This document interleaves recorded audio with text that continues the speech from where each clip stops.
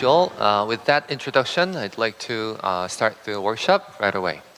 워크숍을 시작하기 전에 그 테이블 룰이 있는데 그걸 간단히 말씀드릴게요.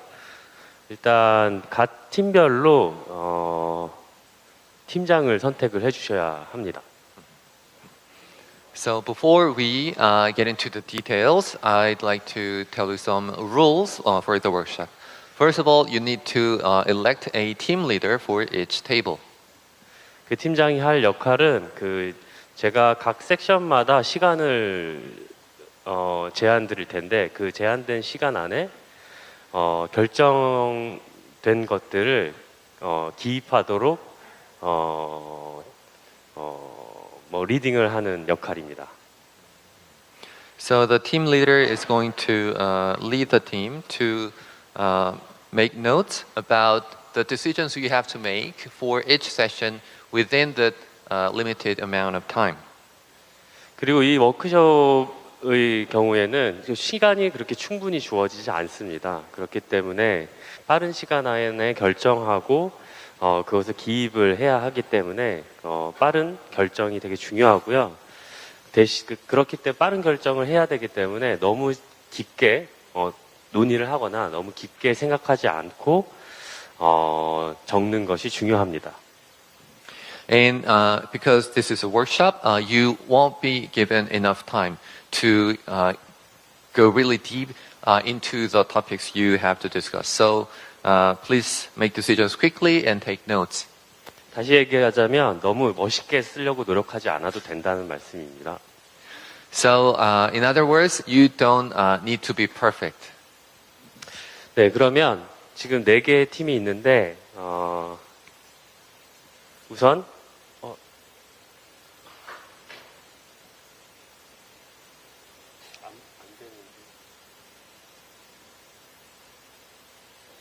돌아가면서 10초의 시간을 드릴 텐데 한 명당 10초의 시간이 있습니다. 자신을 한마디로 소개하는 시간을 갖도록 할게요. Right. First of all, we're going to have a round of introduction, 10 seconds for each. So give one sentence that can introduce you. 네. 무엇을 위해 여기에 왔는지 자신을 한 문장으로 표현하는 시간을 갖도록 할게요. And please tell us why you are here. 그러면 이쪽부터 돌아가면서 한번 해볼까요? Starting from that group.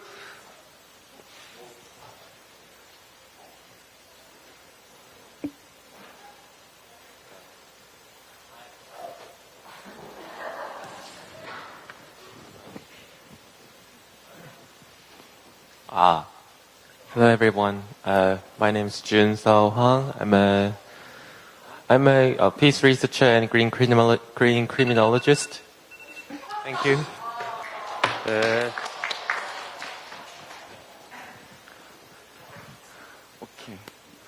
Hello everyone. My name is Charles, and I'm from France, and I came to Korea to research about maybe transportation and urban planning.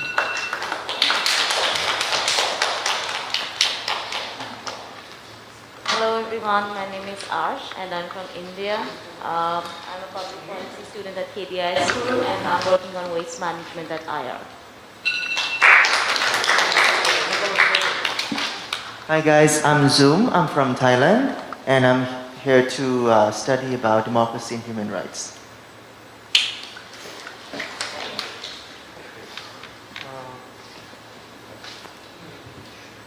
Hello everyone, my name is Shohruf. I'm from Uzbekistan. I research about digital government and then e-government as well. Thank you. Hi, I'm Mina from Korea and I'm studying urban studies. Thank you. Good morning, everyone. My name is Hori Han. I'm from South Korea also. I'm an urban planning researcher studying for Cities for All.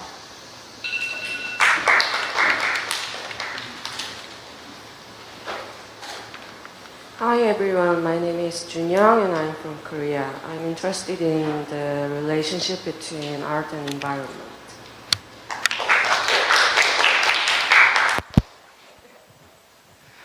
Hi, I am Jisoo and I'm here for road mapping artistic Green New Deal. Hi, I'm Luke. I'm a designer and I'm here to look at circular economy infrastructure. Yep. Hi, I'm Yunsung and I also love the circular economy. My major is ecological economics and I want to be a philosopher or something. Have a good day. Hi, my name is Jungin. I'm a member of Collective Jingle Around, and I'm interested in the relationship of art and society, and I'm majored in performing arts and philosophy. Thank you. Hi, I'm Junyoung. I'm doing urban studies, and I'm here to design the future transitional urban spaces. Good morning, my name is Ho Young-yeon and I'm a social designer and I'm here to meet you guys. Thanks. Hi, my name is Eunsil and I'm here to solve the problem youth housing. Thank you. Hello, I'm Jongmin Chang and I'm activist of Modudur and I'm also here to solve the problem of youth housing. Hi everyone, I'm Diane and I'm urban planner and I want to resolve the housing backlog. Thank you.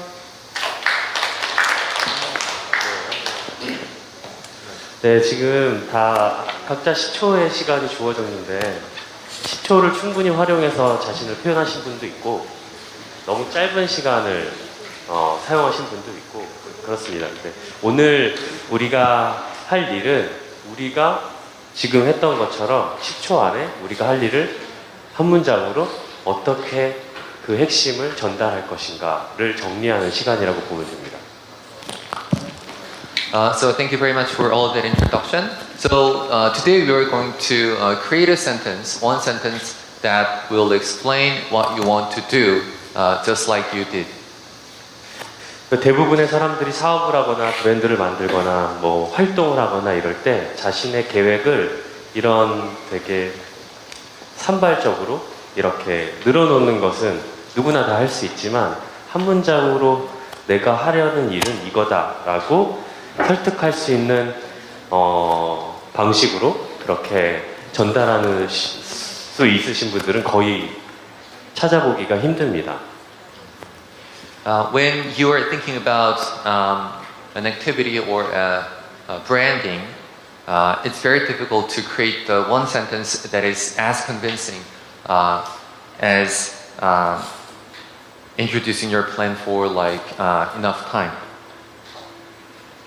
그래서 우리는 오늘 그런 생각들을 정리하고 우리가 내놓는 핵심 문장은 무엇인지를 정리하는 시간을 가질 것입니다.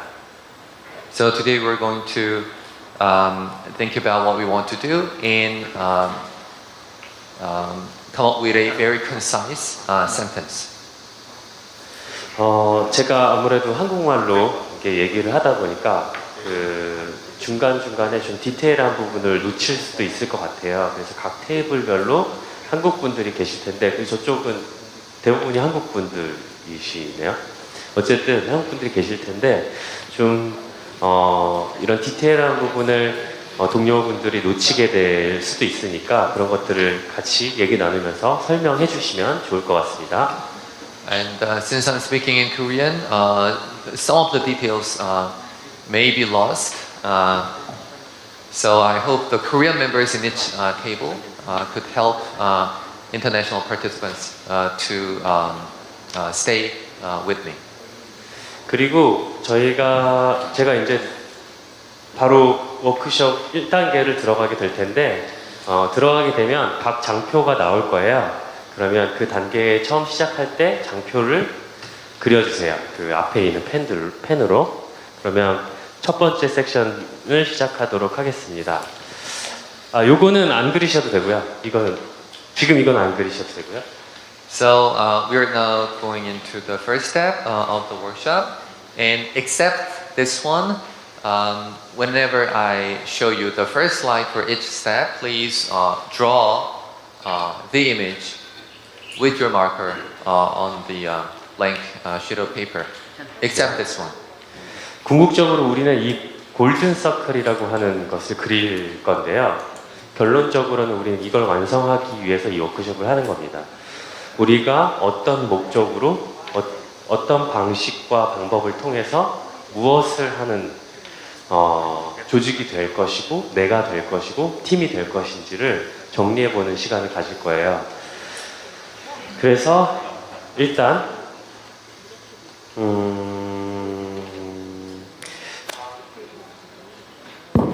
각 테이블별로 주제가 정해져 있는 걸로 알고 있는데 어떤 주제를 선택할지는 이미 정해져 있고 그 주제에 따라서 어떤 문제를 우리는 이렇게 해결하겠다 그런 게 정해져 있나요? So we're going to basically complete the golden circle of why, how, and what. And I've heard that you all have themes that you've chosen already. And so, is it fixed setting? 그럼 그거부터 시작을 하는 게 좋을 것 같습니다. 그 각 테이블마다 주제는 정해져 있는 걸로 알고 있어요. 그럼 그 주제에서 우리가 사회적으로 아니면 그 주제에 맞게 우리가 해결해야 될 문제는 무엇인지 우리는 그 문제를 어떻게 어떤 방식으로 해결할지를 먼저 정하는 게 좋을 것 같은데요. 그 전에 아까 말씀드렸던 것처럼 팀 리더를 선출하기로 하겠습니다. 각 팀별로 제가 한 3분의 시간을 드릴게요. 지금 10시 20분이니까 10시 25분까지 팀 리더를 선출해 주시기 바랍니다.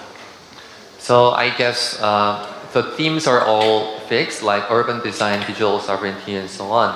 And within that theme, you're going to choose the social issues or problems you want to solve. And before doing that, please elect a team leader. For each table, I'll give you 5 minutes until 10:25.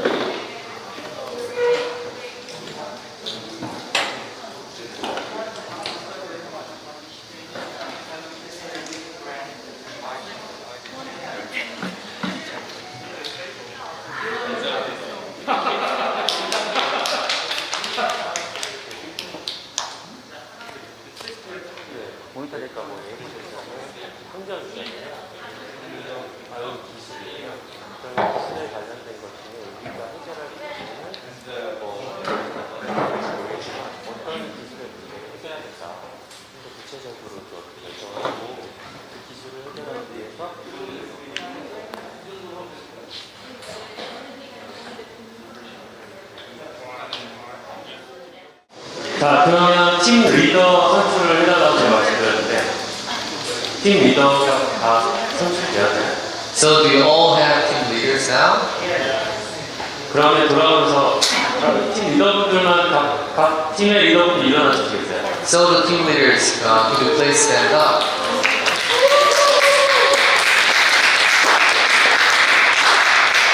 네, 각 팀의 리더의 각오를 하나씩 들어보겠습니다. So, speech.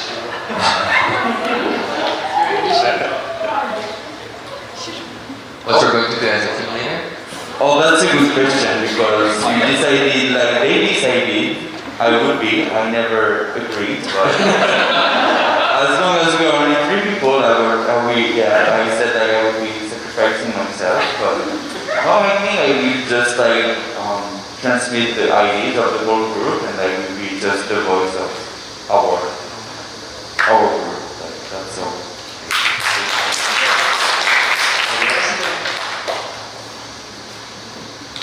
Hi everyone. So actually, the Koreans tricked me to being like a team leader.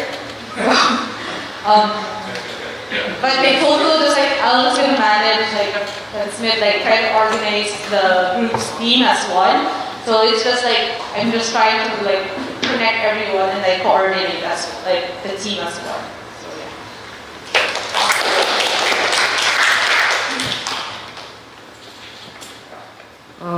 I was selected by rock scissors paper, but anyway, I do my best for my team members.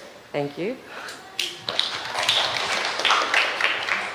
I was also selected with rock, scissors, and papers, and even though I won, they chose me as a team leader. I will do my best to listen to everyone's voices in this team. Thank you. 팀 리더가 다들 너무 하고 싶어서 하신 분은 없는 것 같고요. 네, 어쨌든 타의에 의해서든 자의에 의해서든 팀 리더가 됐으면 지켜야 할 것이 있습니다. 정해진 시간 내에 논의들을 많이 할 텐데 그 여러 가지 논의들 중에서 다양한 생각들이 나올 거예요.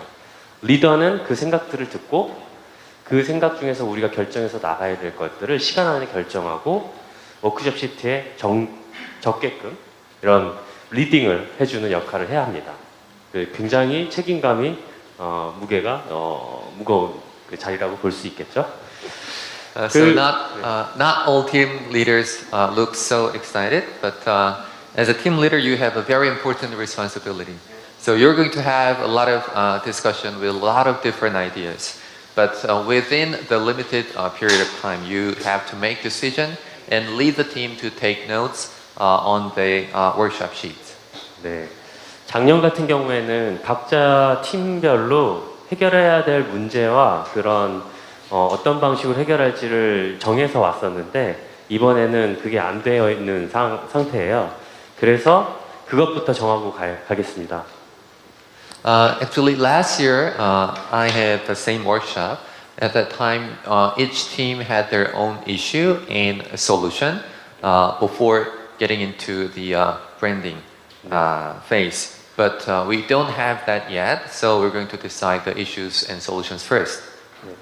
그래서 각자 테이블별로 환경, 도시, 기술별로 나눠져 있는 걸로 알고 있는데 그 환경이나 기술이나 도시나 각 주제에 주제에서 우리가 해결해야 될 문제는 무엇이다라는 것을 구체적으로 정하고 그 문제를 해결하기 위해서 우리는 어떤 방식, 어떤 가치를 가지고 그 문제를 해결하겠다.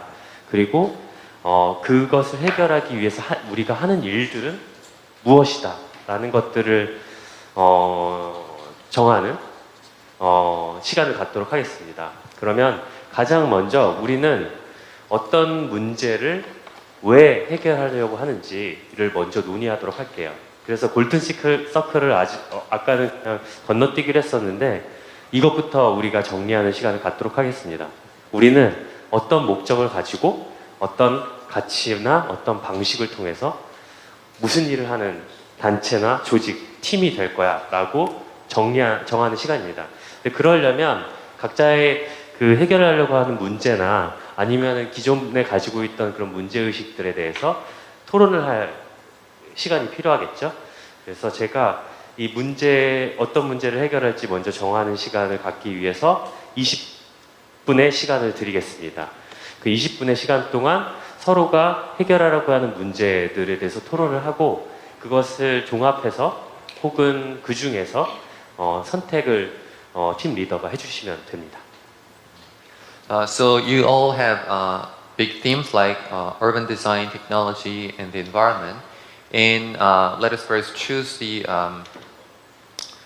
issues you want to solve and decide how to solve them with the values, and you're going to do what to solve it the way you decide.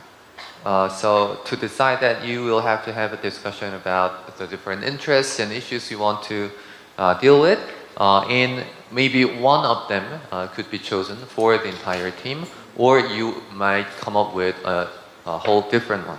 So you have 20 minutes to decide. 네, 근데 시작하기 전에 제가 빠뜨린 게 있는데 워크숍에서 이것을 정리하는 것을 이제 시트가 있잖아요. 그 시트를 정리하는 기술도 굉장히 중요하다고 생각합니다. 우리가 어떤 사업이나 어떤 팀을 이끌고 그것에 대해서 브리핑을 할 때 이것을 어떤 방식, 어떻게 표현해서 보여주느냐, 어떻게 잘 정리하느냐도 중요하다고 생각해요. 그래서 굉장히 간단한 시트이지만 이 시트를 그릴 담당자도 지정해 하고 시작해 주시면 좋을 것 같습니다.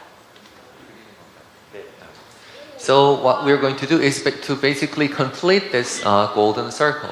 So please draw this on the workshop sheet and complete it based on your discussion. And it's very important to complete it the right way and present it in a very effective manner. So please choose another member in your team who's in charge of completing the drawing and notes. 네, 그러면 그 담당자를 정해 주시고 지금 시간이 10시 30분이니까 11시까지 우리의 목적과 방식과 하는 일들에 대해서 논의해 주시기 바랍니다. So I'm going to give you a little more time. By 11 o'clock, you're going to decide why you want to solve this particular issue and how you're going to do it and you're going to do what.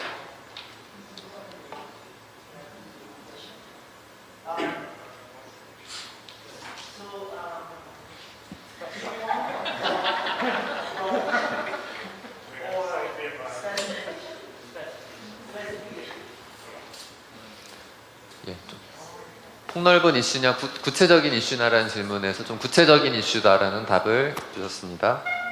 예를 들어 환경 문제다라고 했으면 환경 문제 중에 우리는 무엇을 해결할 많은 환경 문제 중에 무엇을 해결할까를 논의를 해보고 그 중에서 우리는 그런 오피스나 회사들에서 낭비되는 A4 용지를 최대한 줄이는 것을 목적으로 이 해결을 해볼 거야. 왜냐하면 그렇게 낭비되는 종이가 오피스에서 굉장히 제일 많은 것이 A4 용지이고 그것을 이만큼 줄이면 환경 문제에서 우리가 이만큼의 효과를 가지고 올 수 있어. 이런 식으로 접근을 하는 거죠. So when it comes to the environment, for example, you can choose a very specific issue, like reducing the amount of paper waste from offices, like A4 sheets.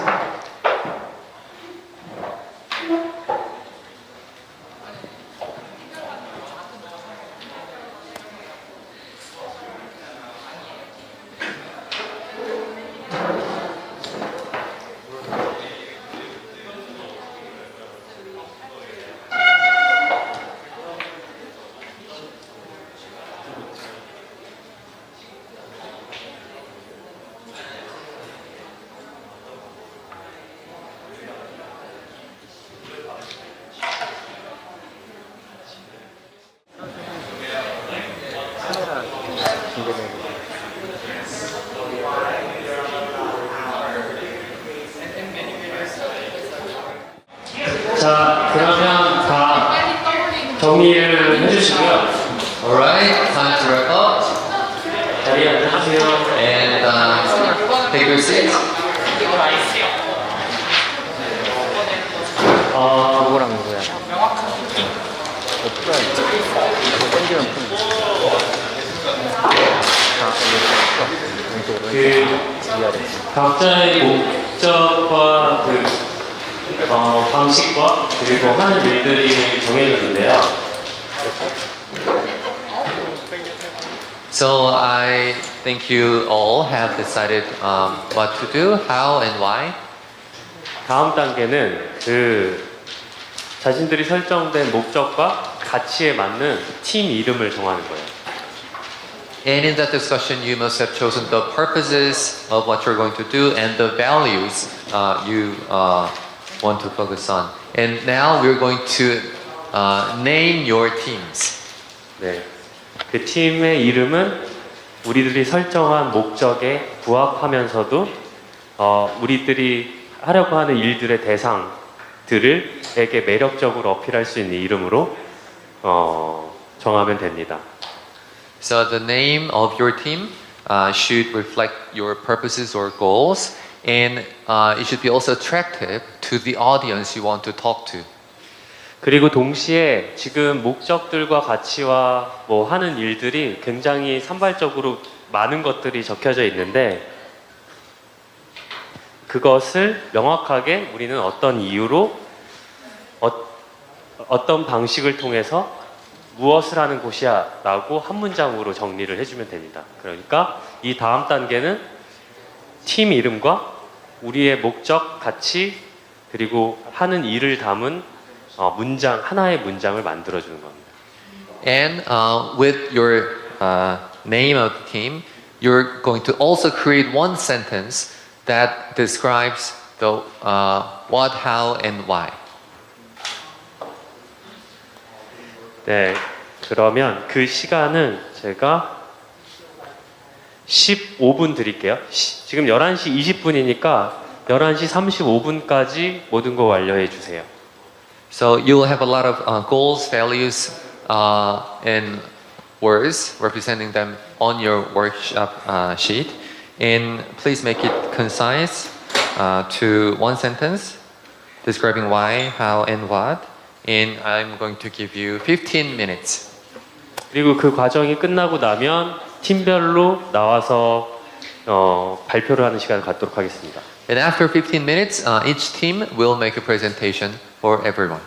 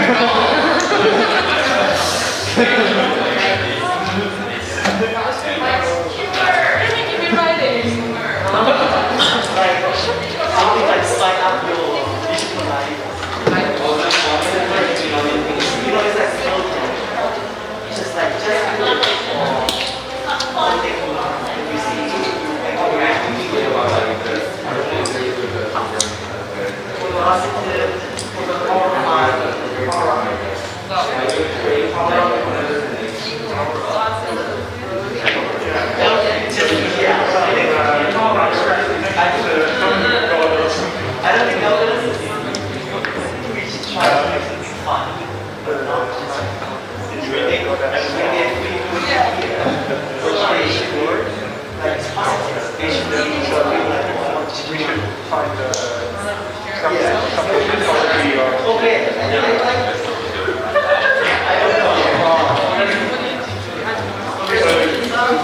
예술의 디오니소스는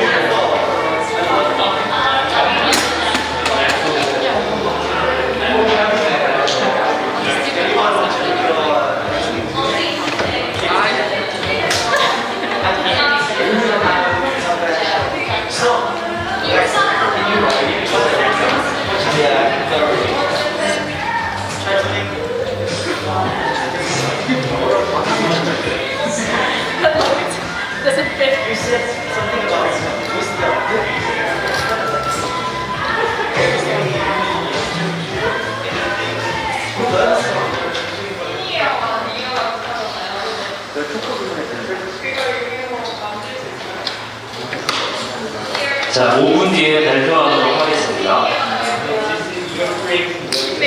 Please wrap up in 5 minutes, and in 5 minutes you're going to make a presentation.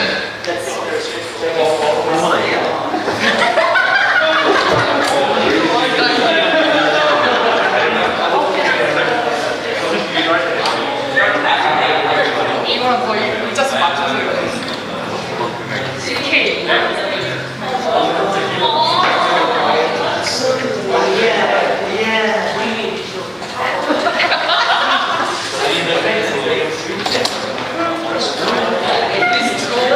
영망이 뭘 이렇게 있어.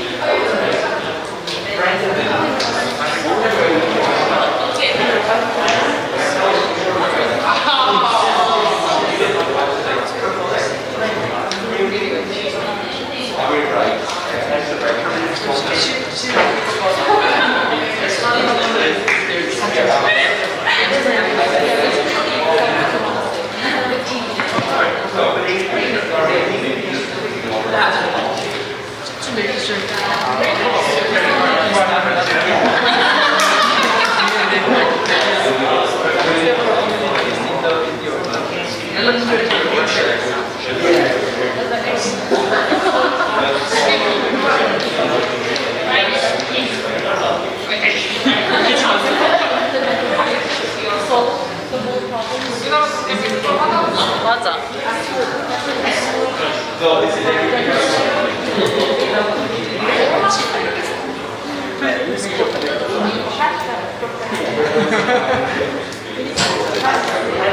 코리안 도깨비 해지 원.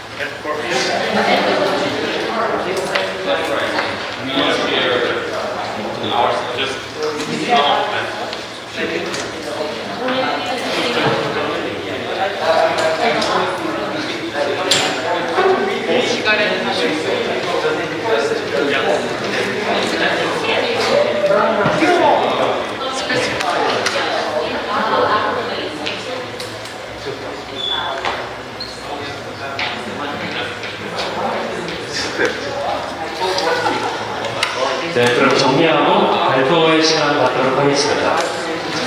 Alright, let's wrap up and start presentations. 이쪽부터 시작할게요. 다들 일어나서 여기로 모여주세요. So we'll start with this group, and please come closer. Please all stand up and come closer to the first group. 그냥 바닥에 놔두셔도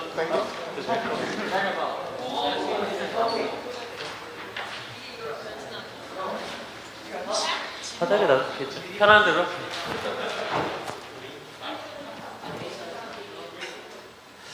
네, 그러면 정리된 걸 차근차근 설명해 주시겠어요? Hi everyone. Our team name is No Insa. And this is a Chinese character presenting elderly. So and Insa means insider.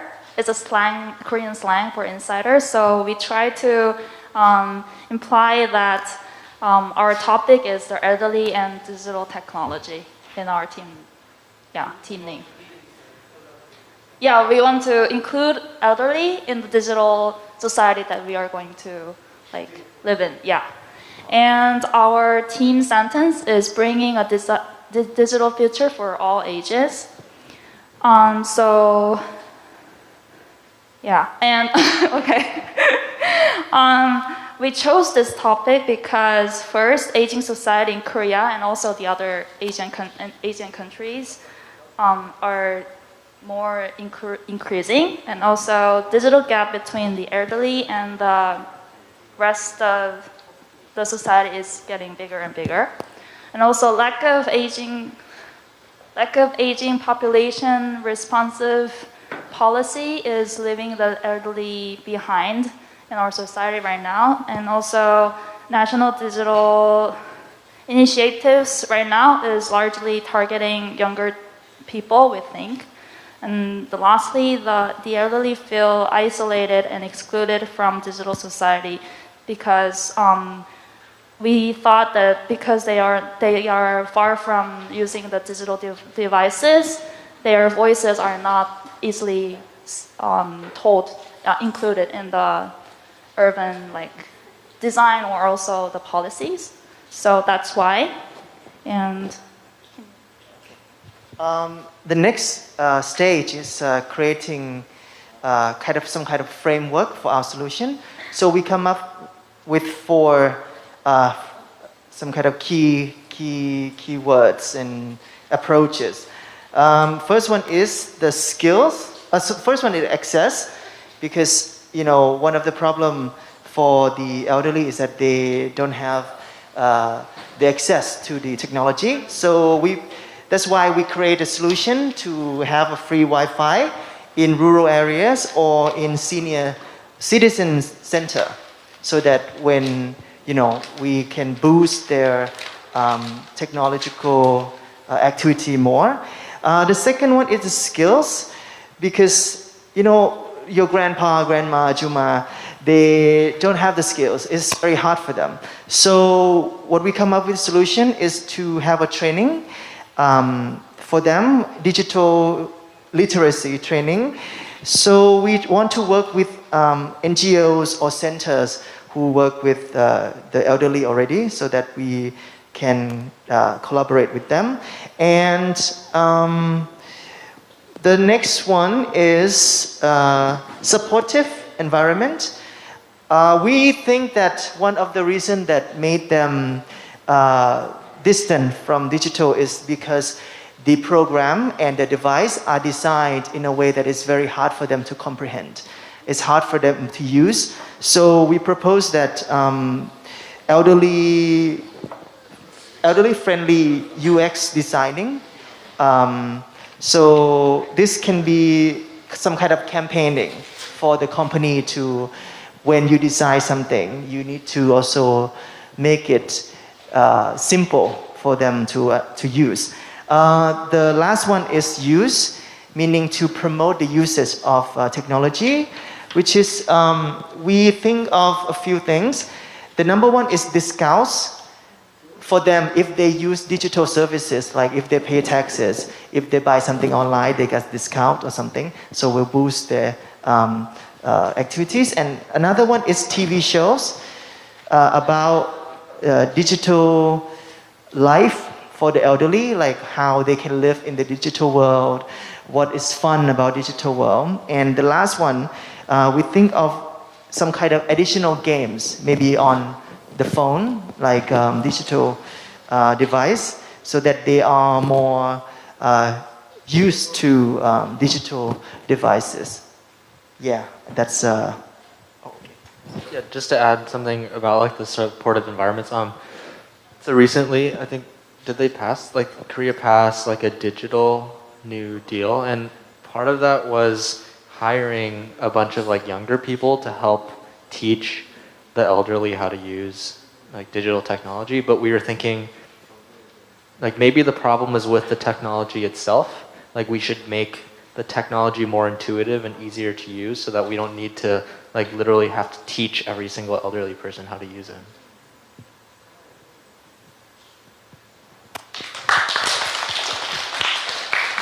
그러면 다 노인사 팀의 이야기를 들어봤는데 각 팀의 팀장들이 들어보고 의견을 한마디씩 해주시면 좋을 것 같아요.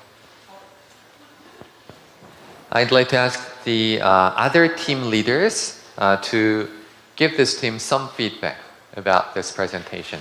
A brief feedback.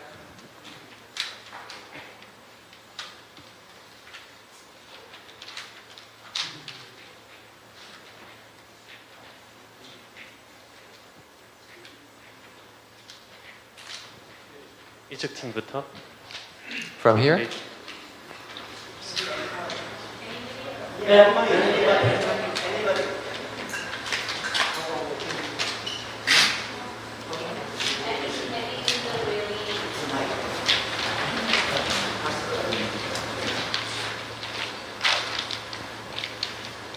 Yeah, so I think it was a really nice idea because I think a lot of times when we think about inclusion, we are so overtaken by the new identities and the new concept of living and existence that we somehow tend to forget about the elderly in many societies. So I think it was very insightful, and yeah, because we are living in the digital age and a lot of elderly people do not have the skill and the access. But my favorite I think idea was the making elderly friendly UX design for the companies and making a campaign out of it, because I think it's very important to now start this discourse about how the elderly are actually struggling and loneliness and everything is a problem.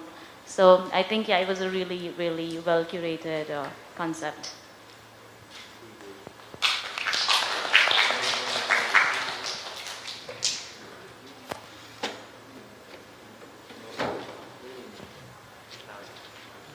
Okay, thank you. Yeah, I agree with ours. I think as a transportation student as well, we always focus on the elderly, the accessibility of older people to transportation, to bus and subway and that kind of thing. And I think it's a really important population community to focus on, because as you know, we are gonna the population in the world, especially in the developing world, is aging, in most countries. So yeah, thank you for focusing on old people. But I kind of have a question. Did you think about what about if the elderly they are not interested in digital technology? It's really nice to help them to be accessible to the technology. But what about if they are not simply just not interested in it? Are you gonna just accept it, or do you think it's everybody should be included in the digital technology, or there are some people who are excluding themselves from that kind of system? Do you think it's a good thing or a bad thing?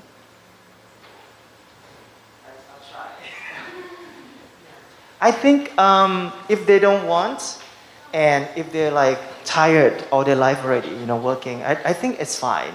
But at least there's some people who trying to also bridge this kind of gap for them as well, for people who are interested. Yeah, because if you don't want to know, it's up to you. But if you want to know, there's some space, some channel for you too. Yeah, I think a lot of the times it's because the elderly don't know, I guess, how technology can make their lives easier. We don't need to make every old person a YouTuber or an Instagram influencer, but I think if we kind of try to think of what the elderly are looking for, I think a lot of the times it's social interactions or connections. Or if we say, hey, instead of calling your grandchildren, you can actually have a face-to-face conversation with them on your phone, things like that. We don't want to, force all of the technology onto them, just showing them how technology can make their daily activities easier or more convenient.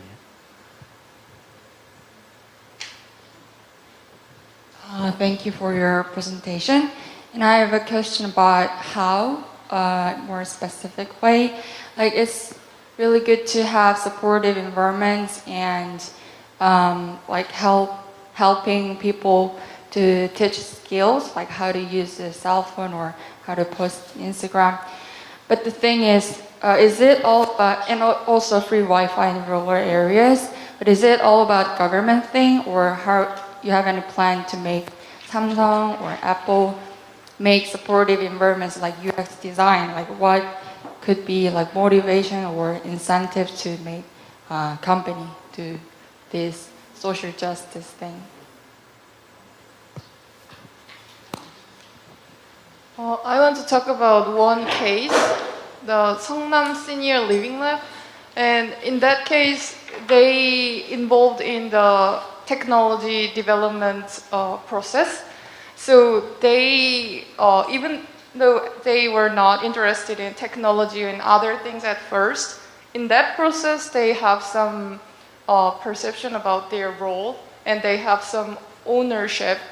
And also in that process, because the companies who are interested in the products for seniors, because they can really useful information from them, so they pay for that platform. And also they offer some really good environment and enjoyable environment for senior, and that makes more participation.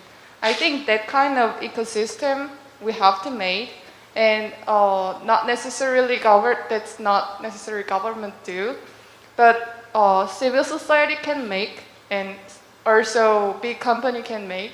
But nowadays, because no one interested about that, so nowadays government support, but anyone can do, I think. But in behalf of my group, so actually I really like the idea, like social inclusion, especially like the elderlies. I think in a way they're like like they have this disability to like connect to the digital technology because of their skills or like their capabilities. And one factor that I really like, because it can provide safety, I think, because I think some people, like old people, especially in Korea, they live alone.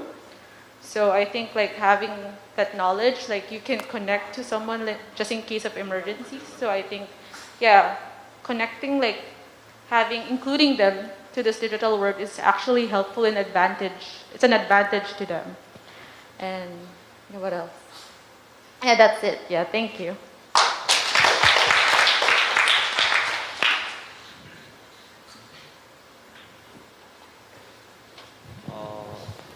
I also happy to see this presentation, and I have one question.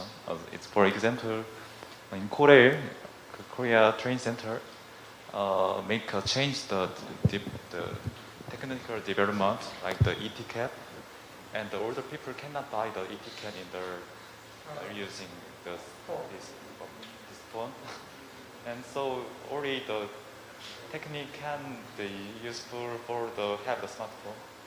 And how can we solve this problem? Is my question. In the past, everyone can buy on the station or can buy ticket on station, but now this inequality has possible because of the technical development, not equality technical development, and this solution can provide this problem, is my ask. Yun-Sok, thank you very much for your question. Very interesting point. I think we include skills and use, and supporting environment, UX design. So during the promotion, with working with NGO social enterprises, we want to demonstrate to elderly people what kind of benefits the digital technology has. Yeah. So we can work with Corel to provide incentives for elderly people. So if you buy e-ticket, you can get a discount. So they can have motivation incentive. So and then we're gonna teach them how to use it.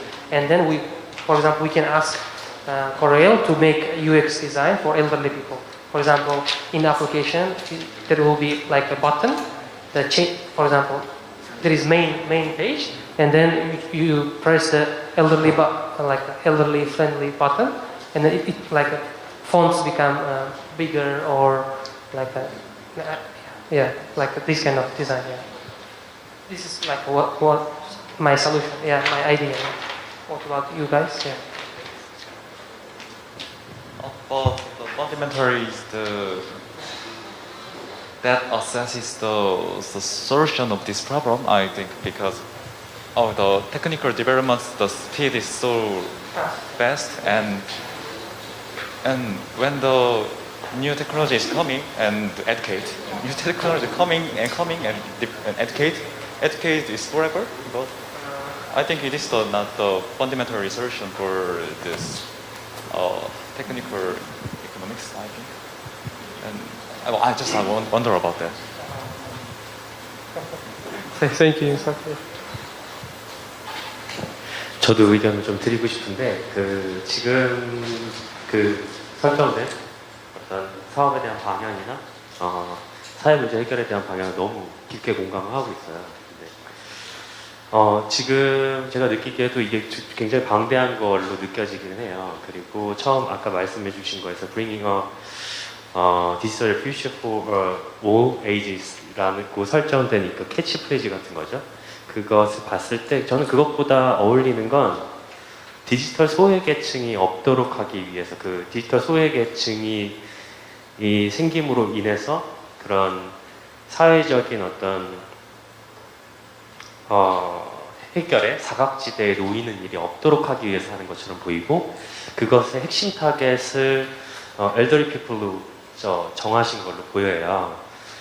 그래서 그 부분에서 굉장히 공감이 되고, 그래서 지금은 이렇게 이제 큰 방향을 정했다면, 예를 들자면 이런 것들을 예시로 들 수 있을 것 같아요. 얼마 전에 이제 코로나 상황으로 인해서 공공 마스크를 이제 배분을 해야 하는데, 이제 노인 같은 경우 이제 디지털 친화력이 없는 계층들이 있겠죠. 거기에는 노인들도 포함이 되고, 다른 분들도 포함이 되겠죠. 그런 상황들이 발생했을 때 직접적으로 생존에 위협이 되는 시대가 된 거죠. 그래서 생존과 연결된 디지털 기술을 우리가 어떻게 여기도 나왔지만 UX적인 측면에서 그런 디지털 사각지대에 있는 사람들까지 포괄할 수 있는 그런 생존 디지털 기술을 부합하거나 그런 사회를 만들 것인가를 목표로 하는 게 더 맞는 것 같다라는 생각이 들고요.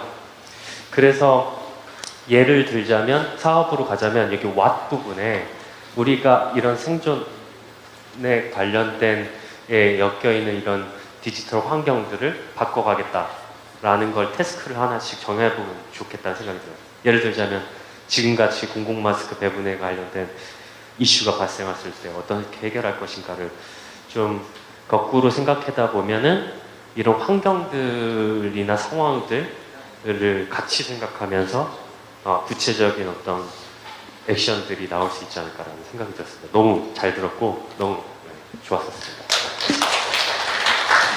그러면 some feedback. So I agree with the general direction, but I think this is a big problem and big solutions. But I basically like targeting the elderly as a core group of people who are excluded in the digital technological development. And I hope it could be more specific, like the recent problem we experienced in the COVID-19 pandemic. The government wanted to distribute masks, and it was quite difficult for people who are not familiar with digital technology to find the right place where there are mask stocks. So in that case, we could think about designing the UX that could include those who are not familiar with digital technology for finding masks specifically. So maybe you could think of these specific tasks and maybe from the detailed problems and solutions, you could think about the larger digital environment at the same time. So this is about what you're going to do. 제가 이렇게 구체적인 상황을 들어서 태스크를 정해보라고 한 이유는 우리가 하려는 사업은 이렇게 큰 그림을 갈 수가 있어요. 하지만 사업의 대상자나 액션의 대상자가 있을 때 그들이 함께 참여해줘야 이 사회 문제는 해결이 되는 거죠. 근데 참여를 유도하기 위해선 큰 그림은 우리가 가지고 있대 그것을 그 사람들이 체감 가능한 언어로 바꿔서 말을 해주거나 커뮤니케이션을 해야 참여의 동기가 확실히 부여가 되는 거죠. 그래서 예를 들자면 실제적으로 일어났던 일이나 실제적으로 적용할 수 있는 문제들을 하나씩 꺼내서 보여주는 것도 굉장히 중요합니다. So I keep talking about specific problems and solutions because we can solve these social issues only with the participation of the target group of the audience we want to work with. So it's not bad to have this big picture, but it's always better to use more specific language so that the target group can understand and relate to in order to motivate them.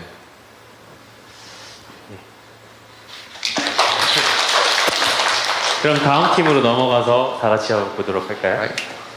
Let's move on to the next team.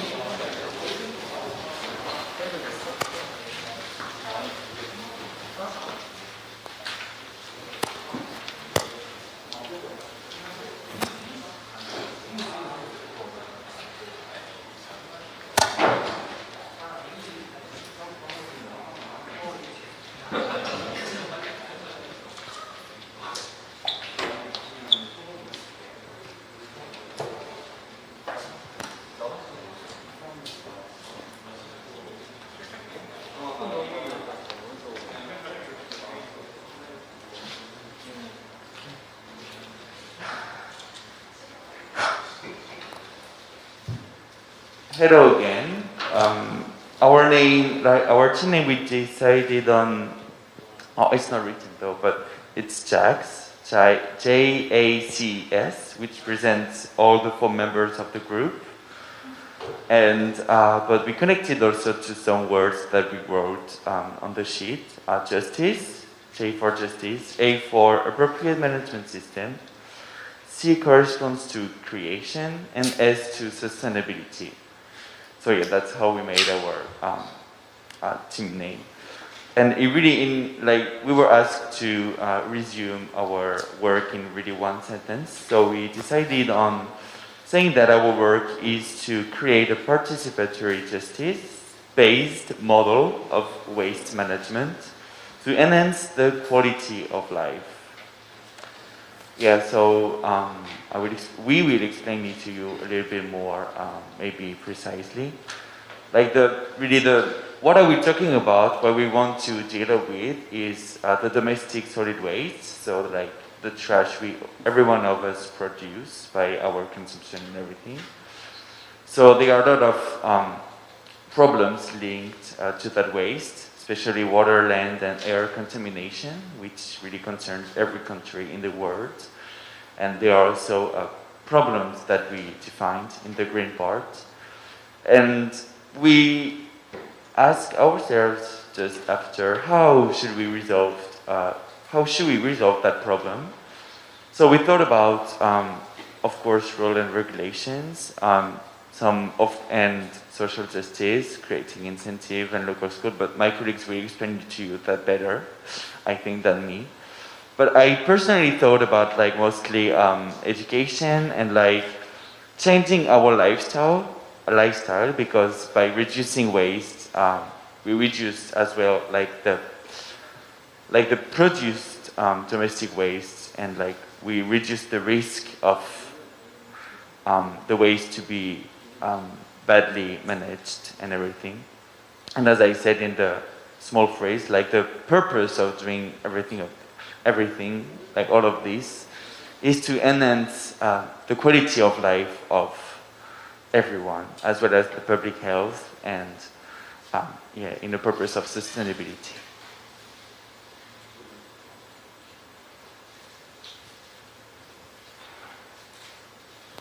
So when we were talking about the domestic solid waste, we had a lot of issues like exploitation of labor, not just like mismanagement of waste or not segregation of waste, but a lot of social factors like exploitation of labor, there's health, and also the waste is now rapidly increasing everywhere in the world because the packaging, and then especially after the pandemic, because we are getting more things in delivery, we are not going local anymore.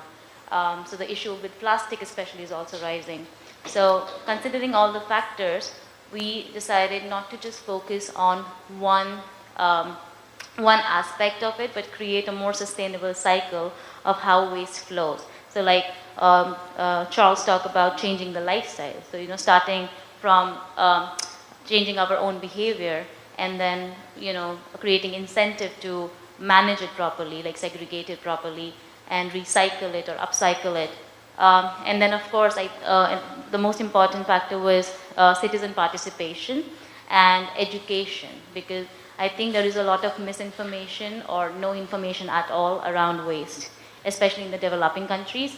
So that has to be, I think, the priority right now, to educate people so that there has to be a discussion around waste that has to be started as soon as possible.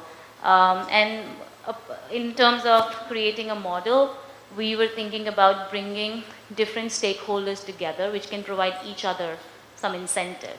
Not only one party gets incentive, but there is an incentive for both the stakeholders who are involved, or as many stakeholders who are involved. So one example that we could think of was local schools in India who get funding from the state government, and that funding is not a lot. So sometimes, actually many times, they run behind on school supplies like sports equipment, or managing their grounds or their classrooms very well. So if we connect them to, let's say, a stakeholder, a recycler, a recycling facility, they could just easily go and collect all the recyclables which have already been segregated from by the students there, and provide them with incentives, not in cash necessarily, but in kind. So it's convenient for both the parties. The school gets incentive, there is education around waste management for the children, and then the recycler also gets the already segregated trash. So we were thinking on those lines to basically create a cycle, a sustainable cycle where everybody gets benefited, and also towards the end of it, there is this social contract that automatically generates, where people are now feeling more accountable, responsible towards creating and affecting their own quality of life. So that was the discussion that we had. And anybody who would like to add something? So I want to make it more specific. For example, I brought the idea about media and PR campaigns for changing our lifestyle. So like when we say, let's change the lifestyle, and then there is ask for like how. So I suggest to having some PR campaigns, as well as media or documentary or photograph, something like these days we don't like to use plastic straw because of that awful picture of turtle with the straw. It makes us so sad and so empathic. And I think that kind of movement or trend helps us a lot to deal with this problem. So it's not just about like the big discourse with social justice and environmental justice. It sounds cool. And when we say about like how, I think that kind of small change and the trend can help also in very big with very big impact. So that kind of like small things also could be really helpful for deal with this problem, for example.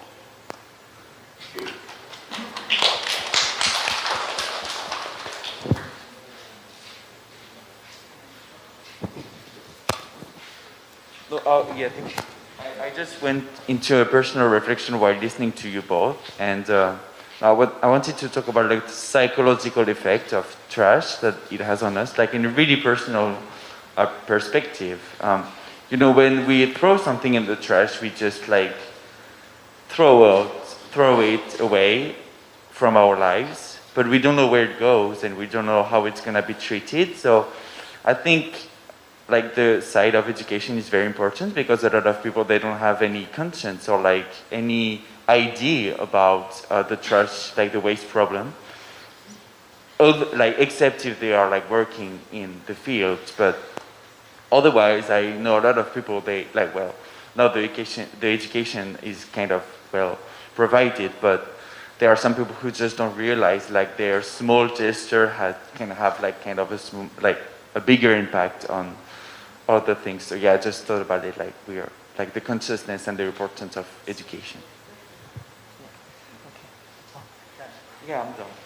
No, I just want to share, but I think the first thing that came to my mind was that I also want to ask, this session, like this session is focusing more about branding, right, or something. So I feel like with my group as well, like we're trying to, I think from the name and that one sentence, I think should be more fun, more relatable, you know. So because I feel like, yeah, more sexy. She said whatever.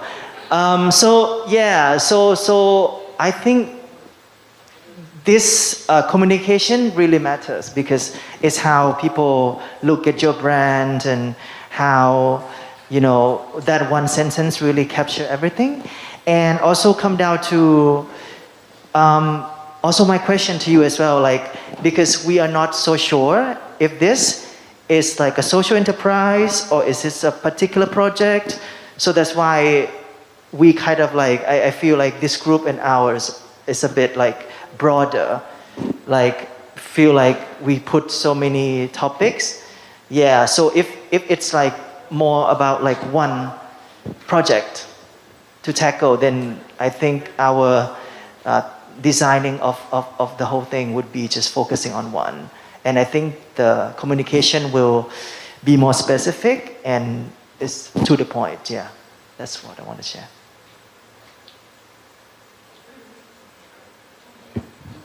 Okay, thanks for the feedback. I think this can be a project, as this is exactly my project in Northern Ireland, what I'm doing. So we are to build this can be read as a project of building new governance of waste management. If you can take that point, you can see that we are trying to invite citizens into waste governance of waste so that we can change our lifestyle to enhance the quality of life. That's our catchword.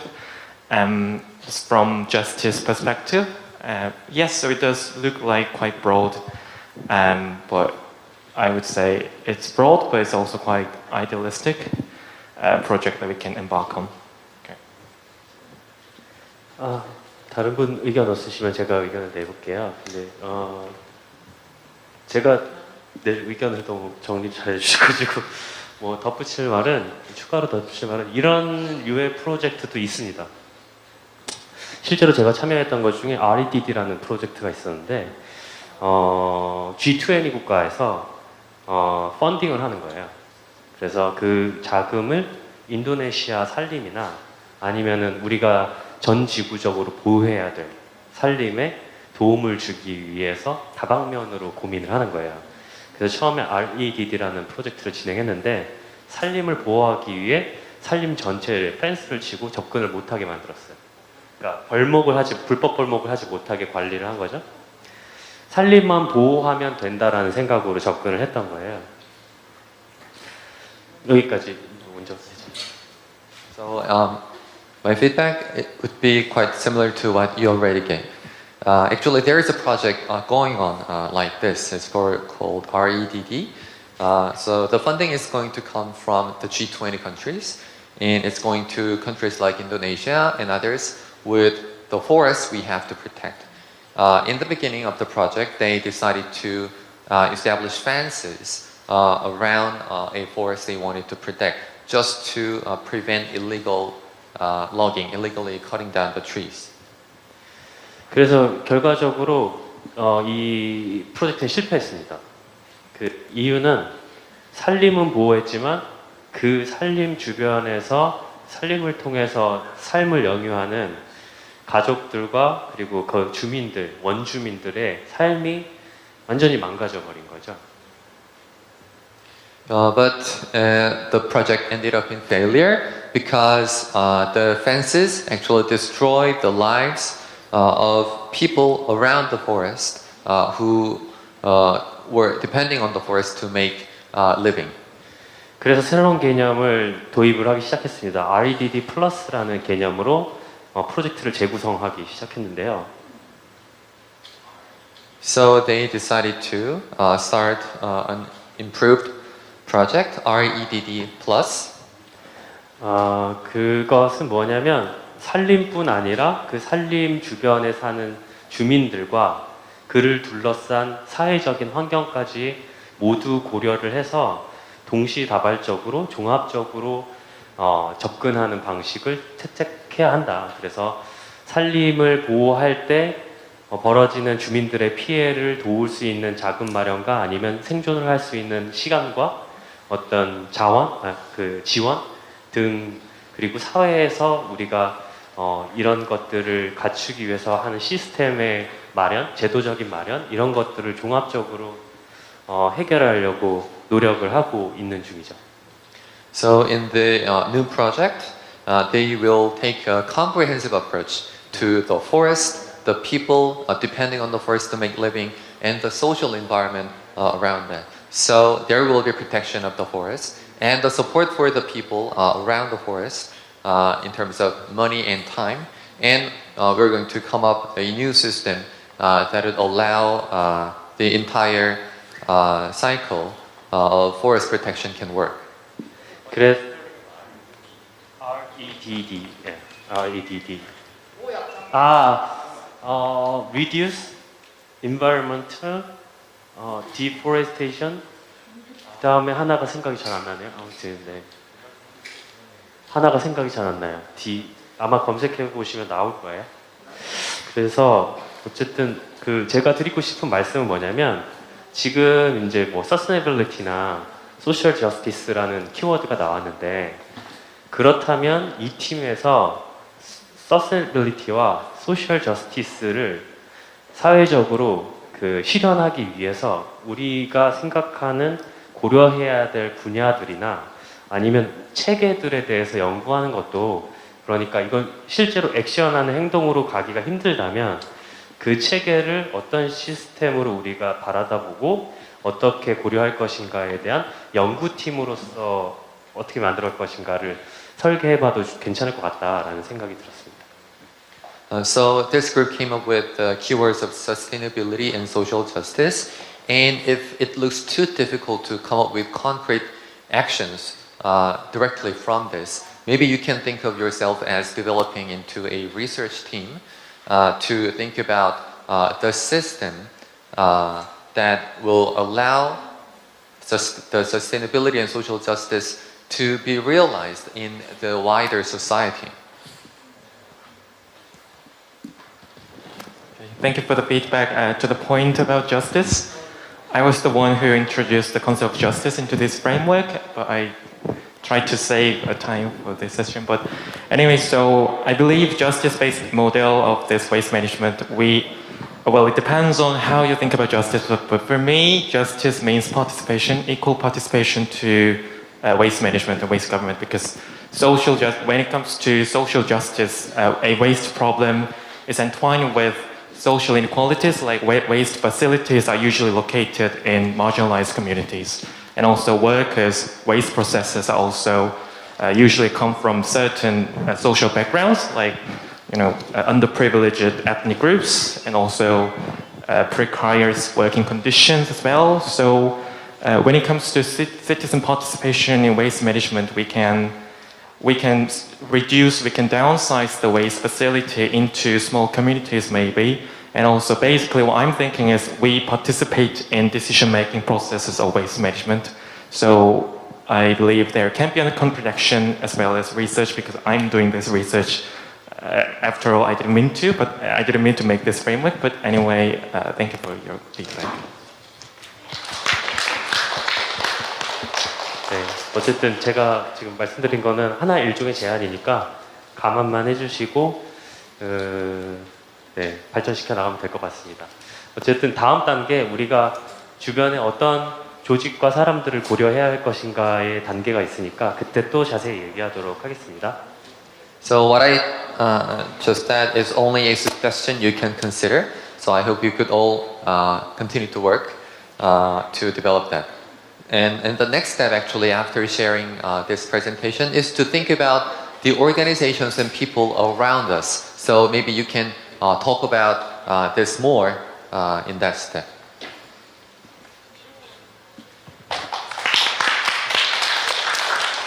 그러면 다음 팀으로 이동을 해볼까요? 조금 더 빠르게 속도를 내서 해보겠습니다. Next team, and I think we need to speed up the process a little bit.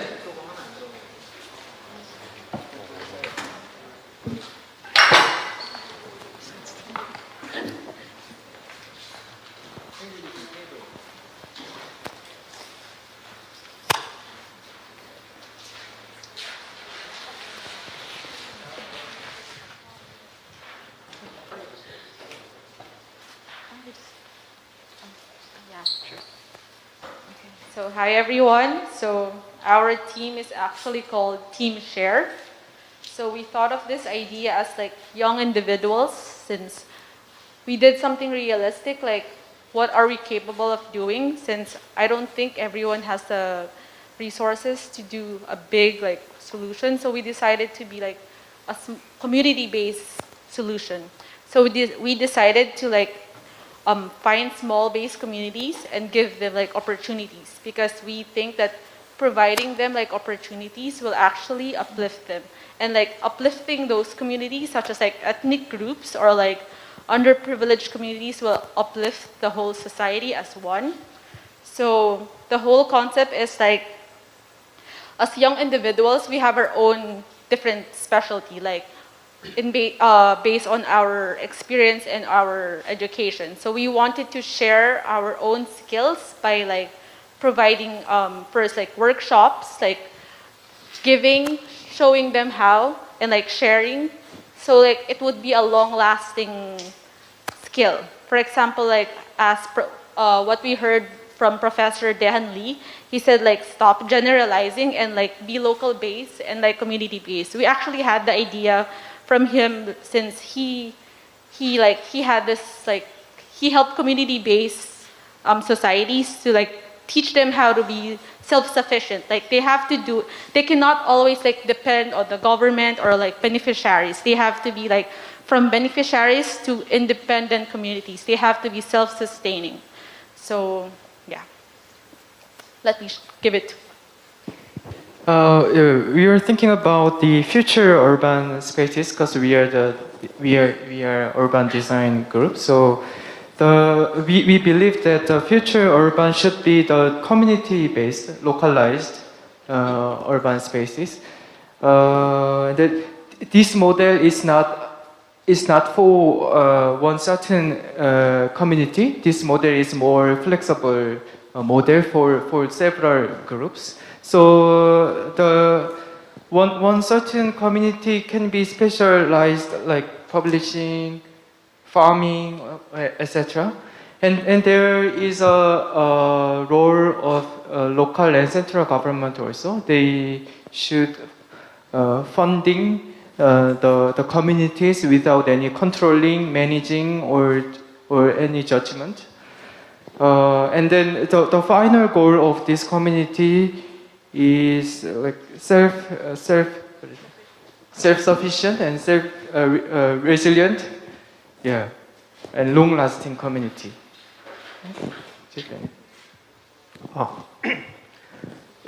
So for example, the design school where I studied in Denmark, there are some immigrant women, but in our school, some fashion design students, they can teach them how to swing and how to make some small eco bags.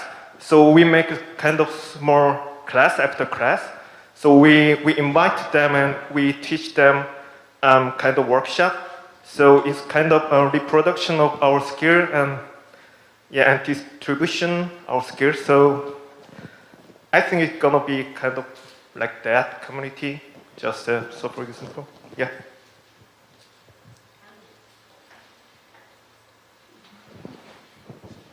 Yeah, so generally it starts from the basics, and it's all about building a whole community and trying to enable them to do some things by themselves, as my group mates mentioned.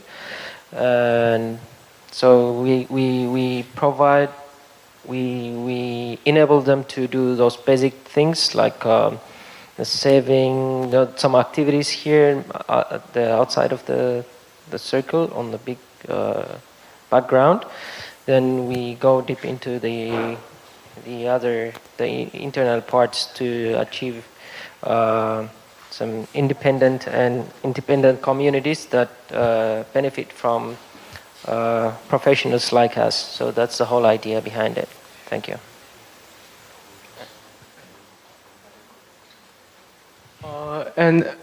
One thing to add, while we designed this model, we kept thinking about the financial independence also,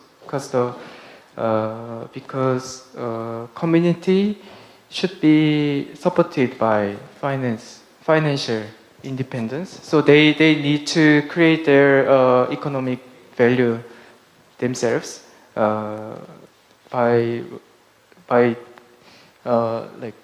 various kinds of skills. Okay. Especially like relating it to the COVID-19 crisis. So a majority of people for sure has lost their jobs and employment. So providing them like a different alternative to provide themselves is actually, this model can also help, like providing them alternative skills and like source of income. So yes. So that's why it's like the team is called Team Share. So we wanted to share ourselves to build like sustainable urban communities. So thank you.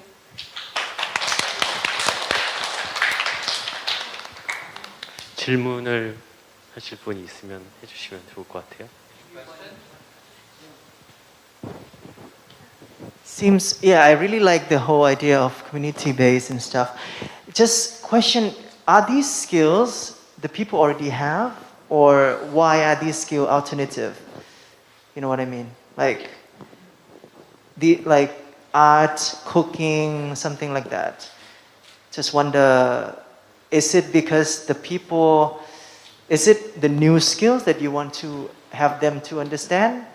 But if they feel like they have their own lifestyle, how they can, you know. It's, you know what I mean? It's like you think that they need these skills, but are these skills compatible with their lifestyles and their needs? Yeah. Thank you for your feedback. The skills that we wrote here can be the skills that someone already have in the community, and also the skills can be created by the cooperation within the community. So, yeah. And one thing we wanted to like really emphasize is like how to budget and like teach them how to save, because like they have to know how the value of money and like how to like value the income that they are having, so they can like sustain more, like be independent with, especially with carrying money. Yeah, so most of these skills are basic skills, and many people might have them, but they might not know how to gain benefit out of them, like selling their skills, and so we aim to provide try to organize and help them to produce something out of their skills and help benefit from that skill as well. So that's the idea.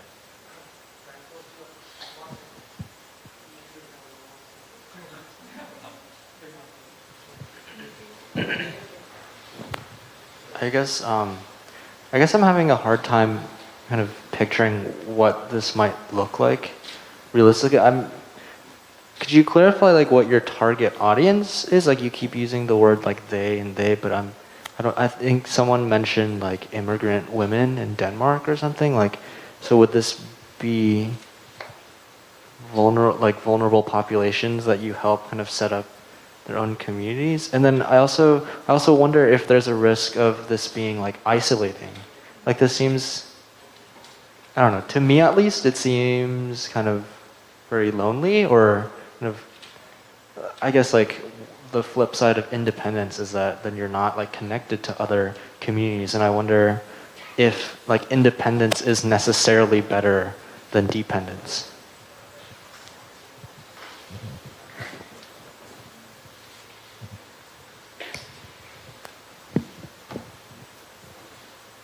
To add on to the Jungwoo's opinion, I love this idea that it's done bottom top process, but I'm also worried about the fact that some communities that have skills that are not like economically, like some skills are not appropriate for making some economic benefits to the community, like such as art.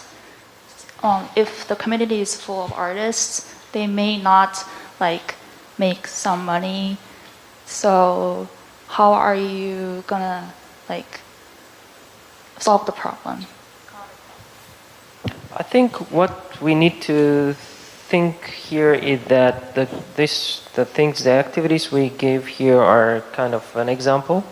So it can be altered depending on the society that we're going to work on, and I think for the society, for the community, it's some kind of imaginary community. That is what I have in my mind. I don't know what the other group mates have, but that's what I have. And these things are flexible, and we can create some kind of chain with other communities. For example, like taking some products from others and use them as an input for the production here. For example, if you want to have some kind of like, let me just pick one thing, filming, maybe you might need to bring something from other communities, buy some products from other communities and process something in this community and sell it to the other communities, so that the communities will stay connected to each other.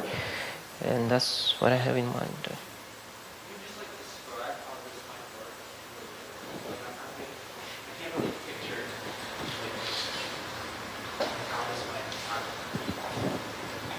That's actually like creating livelihood programs. So if you have livelihood programs, because we want them to be independently. It's not like being alone. It's like independently, financially independent. So mostly like vulnerable communities, like for example, ethnic groups who are like isolated, who have the skills, actually like good skills, but they actually do not know how to like use them in an efficient way or like more income generating way. Especially other communities like rural, they have a lot of areas like where they can produce, like they can import things to the urban area, which like for sure the capital actually mostly they cannot produce anything. The capital is like an area for services. Mostly rural areas, they import to the capital. So yeah, and with the art, I think it's a good opportunity for like, you know, people who are like in displaced areas who have the skills to have this opportunity to like share. Like they can be like exposed, and people, this like young professionals or young individuals can like help them like show their art in terms of like sharing.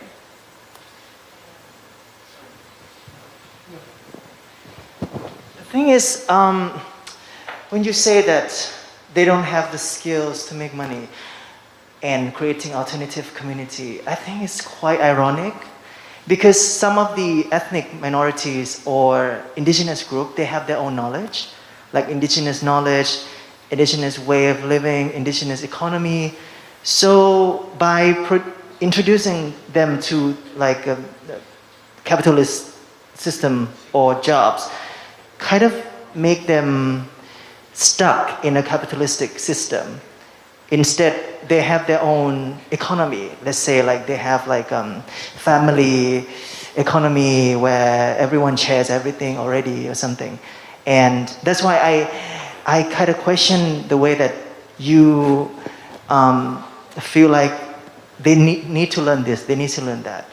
But they also have their own indigenous knowledge and stuff. So yeah, I don't have any.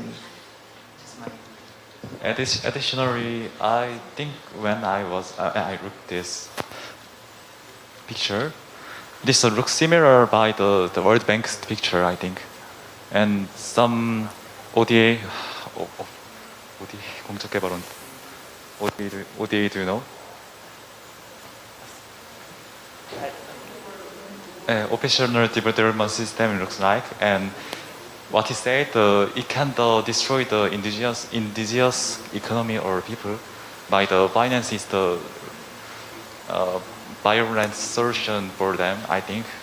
And just the romantic picture cannot save them, I think.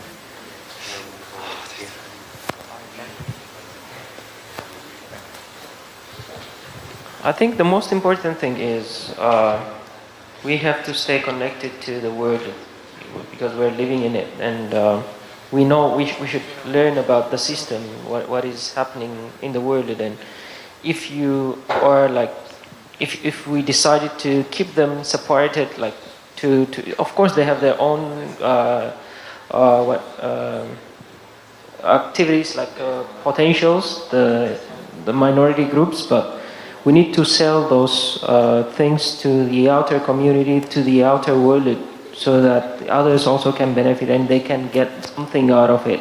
Not only, it should not stay inside that community. So we should like find a way to sell it to the outer world as well, other than keeping it just for them. I think at the first time, the role of local and central government is significant to build this system and this foundation of localized or community-based urban areas.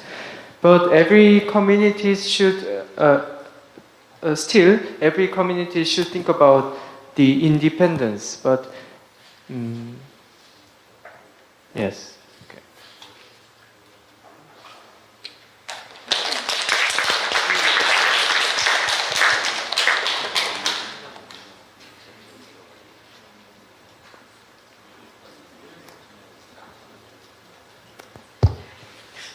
잘 들었습니다.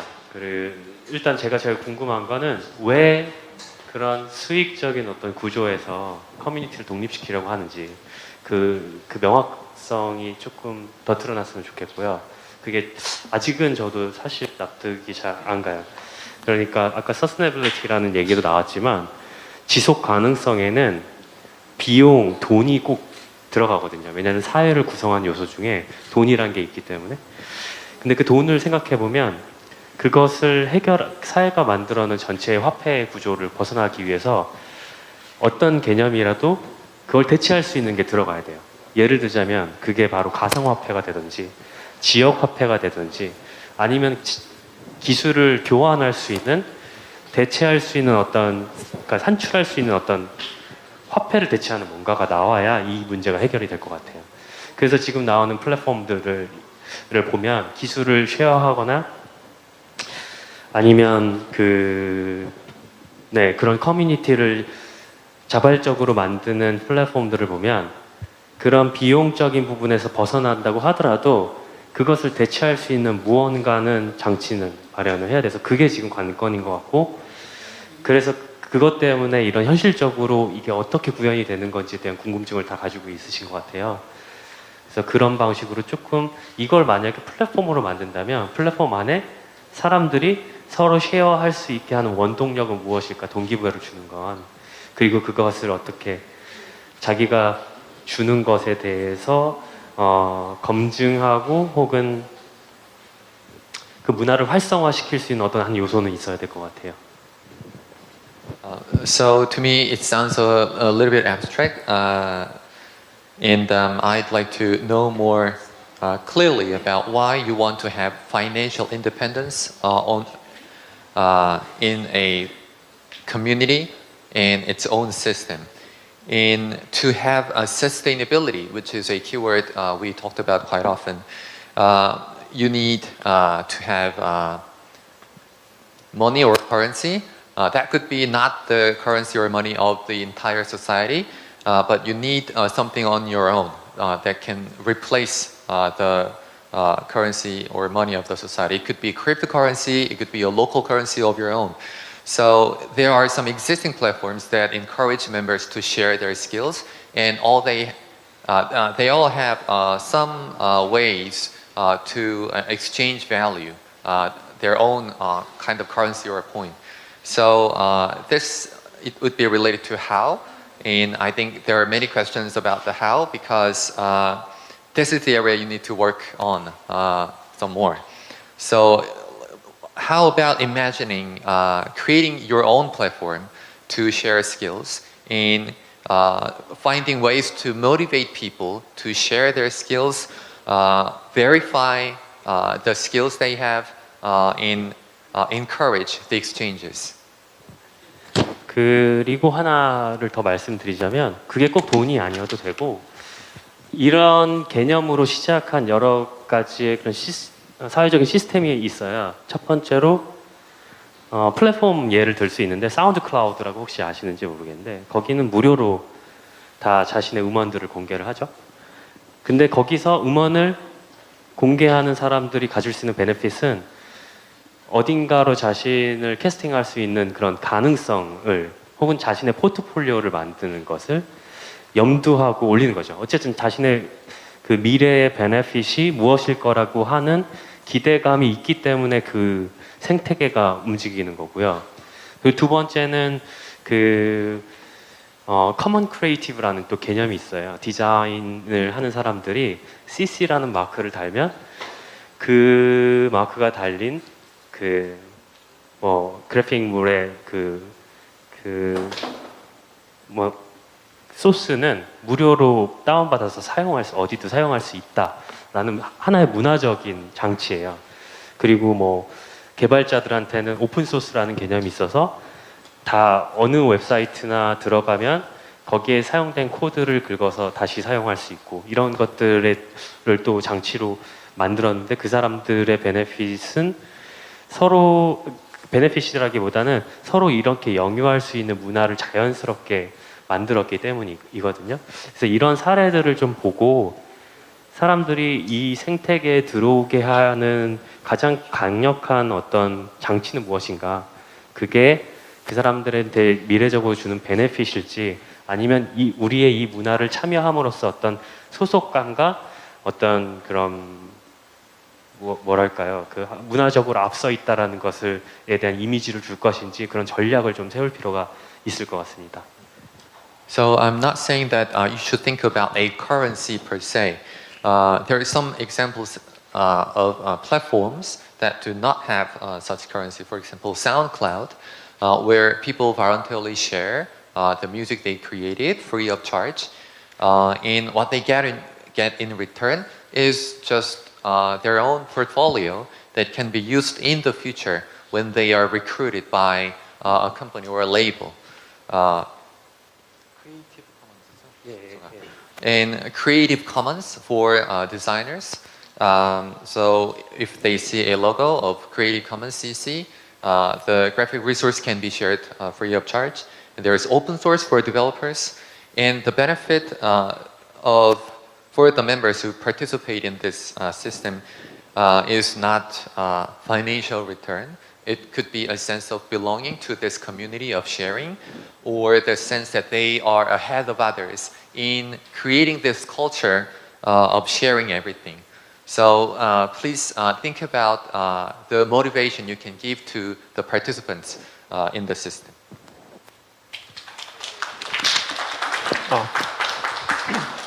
Can I say about business approach? In case of Denmark, there are some immigrants. So anyway, government should spend money, social cost, to educate them because they have no job and they have no family in a new country. So it needs some social cost. So government hires some student who has already some skills, maybe kind of fashion. So they hire students and they pay some money, kind of tuition fee. So and the student can earn money from government, and then they can teach immigrant women. So I think it could be one of business approach system in our system. So I think our concept can be reduce social cost, and it could be help reduce social cost for government. So yeah, yeah, that's it. Thank you. 네, 그럼 다음 팀으로 넘어가서 마지막 좀 많이 지쳤을 텐데 마지막으로 빠르게 좀 해보겠습니다. Right, next team.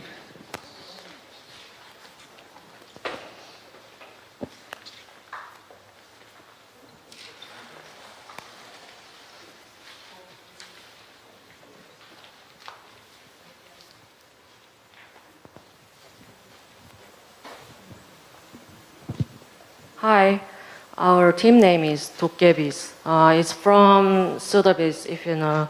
Sotheby's is one of the biggest art auction service that rich people trade artworks, but we somehow combined 도깨비 market, which is where people can buy things cheaply, and Sotheby, the name of the auction service.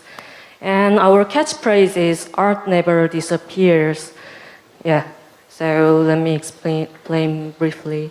So why? We can begin with the problem of waste in the art world.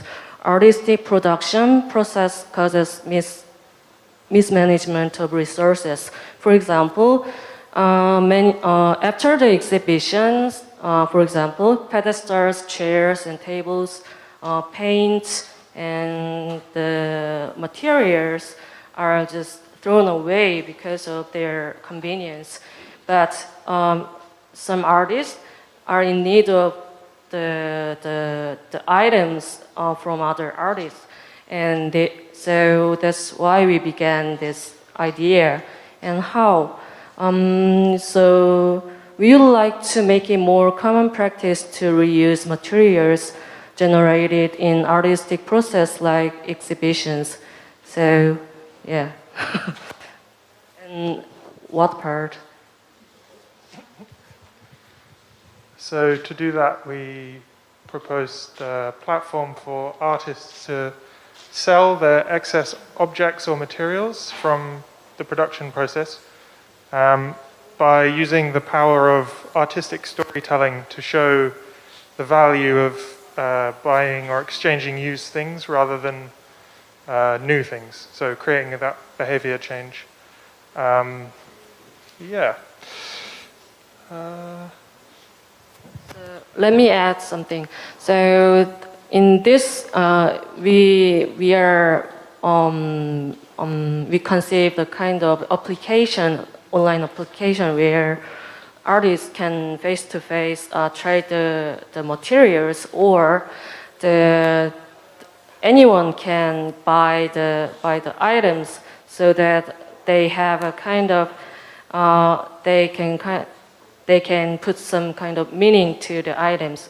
For example, a chair can be used in the several exhibitions, so that the buyer can know which exhibitions it has passed, so that it can have its own history.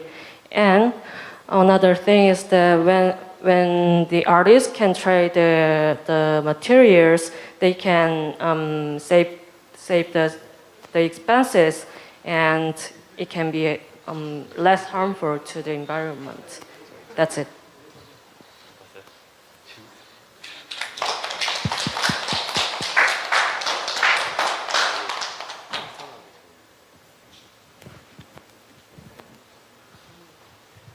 Thank you for presentation.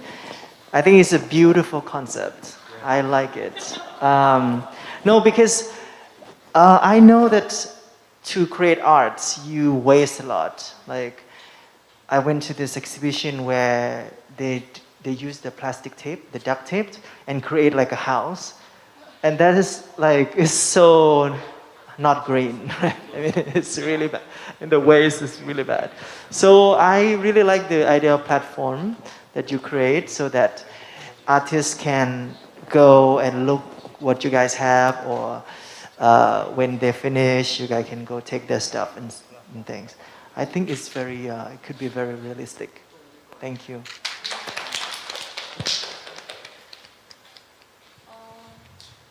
The one thing that popped up in my mind was 당근 market, like carrot market. It's online platform to sometimes exchange that I don't like to use and bread or someone's products, or they give money for buying that, the used product. And I think it was going to be a great idea if we have a 당근 market or apple market for artists.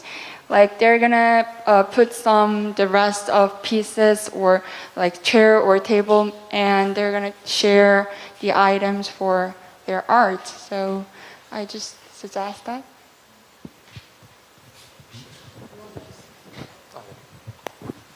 저희도 당근마켓을 떠올리긴 했는데 당근마켓의 형태보다는 좀 다른 게 있다고 생각을 했습니다.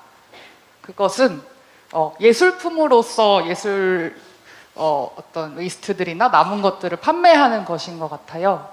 가령 좌대를 쓴다면 일반적으로는 좌대에 무언가 생채기가 나거나 망가졌을 때 그걸 누군가 새로 사서는 고쳐서 써야 하는데, 마치 이게 왜 그 전시에서 훼손되었는지를 예술의 한 장르처럼 이 애플리케이션에서는 소개를 하는 거죠. 그래서 뭔가 시를 쓸 수도 있고 멋진 사진을 찍을 수도 있고 해서 이 오브제가 가지고 있는 어떤 특성을 예술적인 어떤 시각으로 시각화하여서 다음 사람이 그걸 사갈 때 내가 그냥 단순히 물건을 산 게 아니라 뭔가 이 오브제에 담긴 역사를 함께 사는 약간 이런 컨셉의 앱입니다. 기억나요?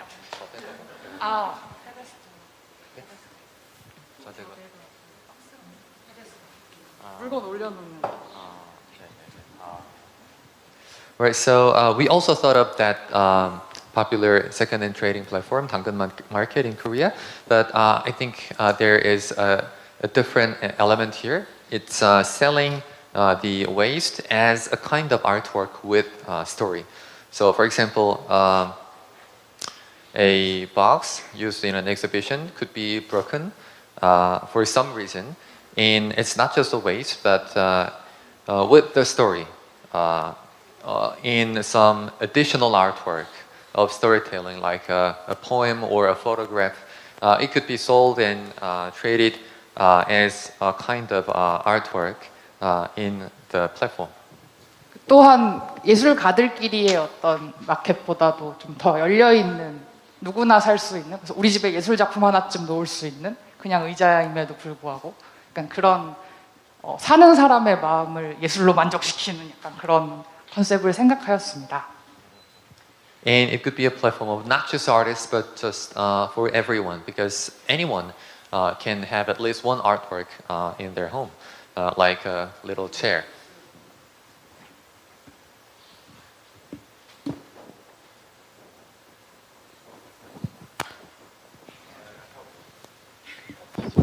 And additionally, we have also the macro philosophy.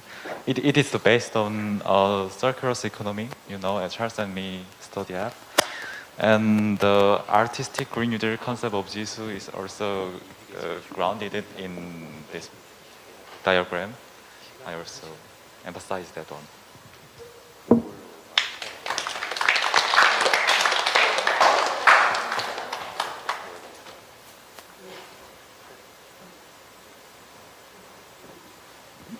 네. 다른 분들은 의견 없으세요? Any other feedback?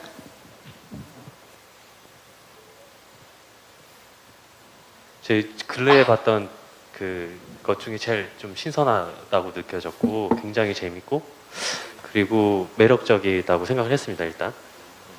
So this is a very fresh and intriguing idea. 네, 그리고 아까 그 당근마켓 얘기해 주셨는데 저는 그 취지인 것 같아요. 당근마켓의 그 플랫폼을 그대로 가져오라는 게 아니라 당근마켓의 생태계가 있거든요. 사람들이 참여해서 그만큼 할 수 있었던 이유는 서로 교환할 수 있는 시스템이 굉장히 단순화되어 있고 그것을 위치 기반으로 했기 때문이에요. 근데 이게 꼭 위치 기반으로 되어야 되는 건 아닌데 이 다음 단계에 고민해야 되는 것은 그런 많은 사람들이 참여해서 정말 쉽게 이게 교환되거나 아니면 릴레이 형식으로 계속 갈 수 있는 전략이 더해지면 더 좋겠다는 생각이 들었습니다. So I think you don't have to think about 당근마켓 like creating something similar to the second-hand trading platform, 당근마켓, but the ecosystem that enabled its success. It has a very simple and easy exchange and trading system that was location-based. So, I mean, your platform doesn't have to be location-based, but you need a kind of strategy to encourage people to keep exchanging and selling artworks and maybe relaying it to someone else on and on.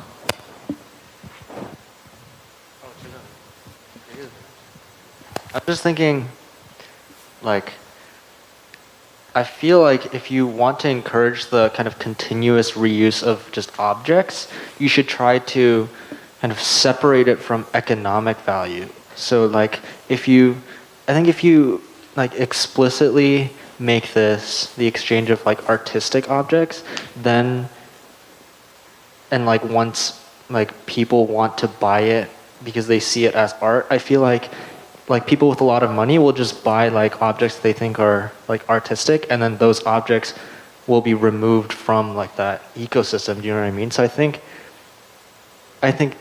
kind of just encouraging people to just see these things as just objects would actually encourage them to continuously be used. Do you know what does that make sense? I think just trying to treat these things as just like objects instead of trying to imbue them with some sort of like artistic quality might actually be better for making them be reused. Does that Yeah, I got it. Yeah. Okay.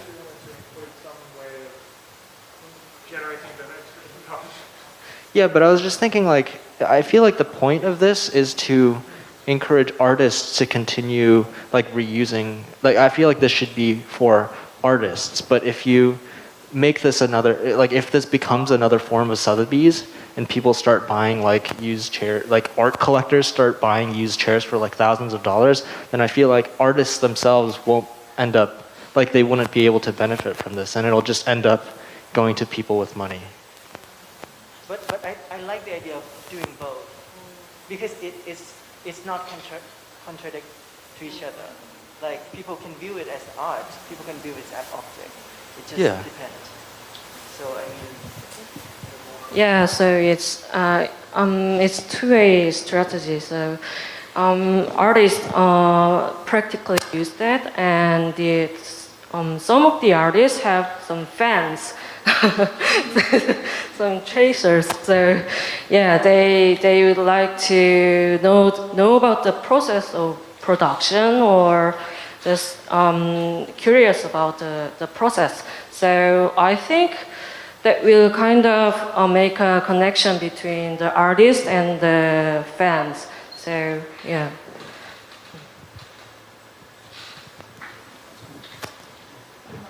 아, 네, 저 보면서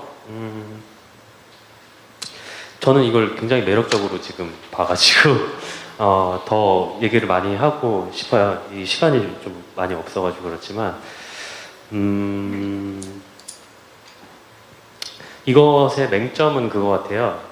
큐레이션을 어떻게 할 것인가, 스토리텔링을 어떻게 입힐 것인가, 그래서 사람들이 어떻게 매력을 갖게 하고 이 문화로 들어올 것인가, 그리고 두 번째 타깃층은 정해져 있는 것 같아요. 그러니까 모두를 타겟층으로 하기엔 무리가 있는 주제이고 아까도 누군가 언급을 하셨는데 아트라는 지금 여기서 말하는 아트라는 개념에 팬이 될 수 있는 그런 타겟층을 좀 더 면밀하게 관찰해야 되고 그들을 좀 이렇게 끌 수 있는 방식 그런 문화를 어떻게 만들어갈 것인가가 되게 중요한 것 같아요. 그래서 그거에 대한 전략이 이 다음에는 있어야 하지 않을까라는 생각입니다. 그러려면 그 타겟층이 누구인가를 봐야 하고 접근을 해야 된다 이렇게 생각이 듭니다. 어느 정도 있다고 생각을 한 게 네. 소비를 알지만 소비에서 뭔가 할 수 없는 사람들 네. 이걸 보면 웃겨서 재밌어하는 사람들이 네. 뭔가 흥미를 가지고 들어 네. 그랬을 때 정말 작품 경매 식으로 굉장히 평범한 물건들이 팔리고 있는 것 자체에서 유머를 더하는 그런 게 한 것 같습니다. So for me, this is a very attractive idea, and I think you need to work more on the curation and storytelling of the things that are sold, so that you can attract the people to this culture of selling and exchanging artworks. And the target group won't be just all people or the general public. It could be the potential art fans you just mentioned. And you should be more specific about who this group is. And part of the answer was part of the strategy could be a humorous auction format where these little artworks are sold in the format like Sotheby's. 네, 지금 시간이 얼마 남지 않았지만 그 다음 단계에 우리가 무엇을 해야 되는지 제가 간략히 정해드릴게요. 그것은 전략에 대한 부분입니다. So we don't have a lot of time left, but I'm going to explain the next steps you need to work on. It's a strategy.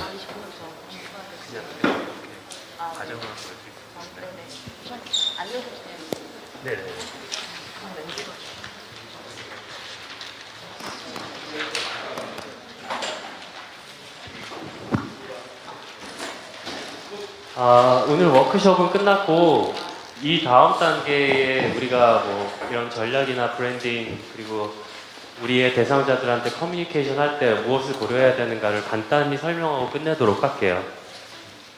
Alright, so the work part of the workshop is over, and I'm going to just show you the next steps, the strategy and branding, and then how to present it to people. 예, 우리가 하려는 일의 이제 목적과 방식과 그리고 액션들을 정했는데요. So we have decided the goals, and the ways to achieve it, and the actions we want to take. 그 다음에 중요한 것은 아까도 언급했지만 우리의 타깃이 누구인가, 우리가 주로 이 일을 하기 위해서 고려해야 되는 그런 이해관계자는 누구인가를 봐야 합니다. And the next step is to think about the target group, the audience, and the people, the stakeholders you need to consider. 그래서 저는 이런 툴을 이용해서 이렇게 정리를 하는데요. 그러니까 우리가 하는 일에 대한 이게 포인트가 되나요? 이렇게 우리의 조직, 팀의 주변이 어떤 그 파트로 나눠져 있는지를 먼저 정리를 하고 그래서 그 파트별로 어떤 이해관계자들이 있는지 이런 방식으로 정리를 하는 게 중요합니다. So we can use this diagram to think about the stakeholders. There can be several categories of stakeholders around us, and then subcategories under them. 예를 들자면 고객군으로 나눠져 있는 사람들이 뭐 지금의 고객이 있을 수 있고 미래의 고객으로 나눠질 수도 있고 그리고 그 고객들이 다 어떤 부류로 나눠져 있고 그 고객군의 부류들은 어떤 것들의 키워드로 분류가 되는지를 점점 이렇게 뎁스를 더해가면서 깊이를 더해가면서 세분화될 수 있습니다. So for example, the circles in blue are customers. So there can be current customers and future customers and the subcategories of those customers, and then you can think about the keywords that define them. So you can go more specific and deeper down. 그러니까 만약에 예를 들자면 노인사가 있으면 노인사를 주변으로 이런 하나의 그 이런 위성들이 생기는 거고 한마디로 노인사를 중심으로 한 태양계들이 생긴다고 볼 수 있는 거죠. So for example, 노인사, the idea of the first group will be at the center, and then there will be other the circles or satellites around them. And when you complete this diagram, you can see a solar system with 노인사 at the core. 그리고 나서 우리는 첫 번째 전략을 위해서 이 많은 이해관계자들 중에서 가장 중요하게 고려해야 될 세 이해관계자를 정리를 합니다. And to come up with the core part of the strategy, you will choose the three most important stakeholders. 그래서 세 이해관계자들이 우리의 사업을 봤을 때 무엇을 가장 중요하게 생각할까를 상상해 보고 그것에 대한 키워드를 정리하는 겁니다. And then you try to imagine that what these stakeholders would value the most, would think about when they look at us. 그 다음은 밸런스 체크를 해보는 건데요. 여기에 나왔던 키워드를 어떤 자신이 하려는 일 가장 중요한 두 개의 기준을 정하고 이 매트릭스의 키워드를 정리를 해보는 겁니다. After you come up with the keywords that the stakeholders think are important about your actions, you will then come up with two criteria in a diagram like this, and then put the keywords. 예를 들자면 그 기존에 우리가 진행했던 것 중에 여기는 이제 공정무역을 하는 곳이었는데 그래서 한쪽 축은 가치가 굉장히 중요했고 공정무역이라는 가치가 그리고 한쪽 축은 공정무역 제품을 파는 곳이기 때문에 시장에서의 그런 기준들이 중요했습니다. 그래서 두 개의 축을 정하고 이 두 개의 축에 앞서 도출됐던 이런 키워드들을 배치를 하는 거죠. So the example I'm showing you is about fair trade. So in fair trade, value is important, vertical axis, and commercial element, commercial success as product is also important, horizontal axis, and you place the keywords you come up with based on how they are how they meet the value or the commercial aspect.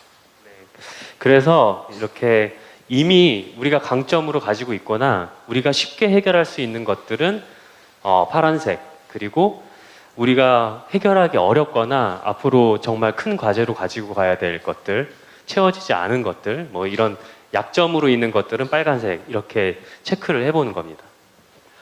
And then you draw circles around those keywords in two different colors. Green means your strength, the things you already have. Red means the areas you need to improve on. 네, 그렇게 되면 우리가 지금의 대략적인 브랜드 밸런스, 우리의 밸런스를 체크해 볼 수 있는 거고. So this is how you can check the brand balance you have now.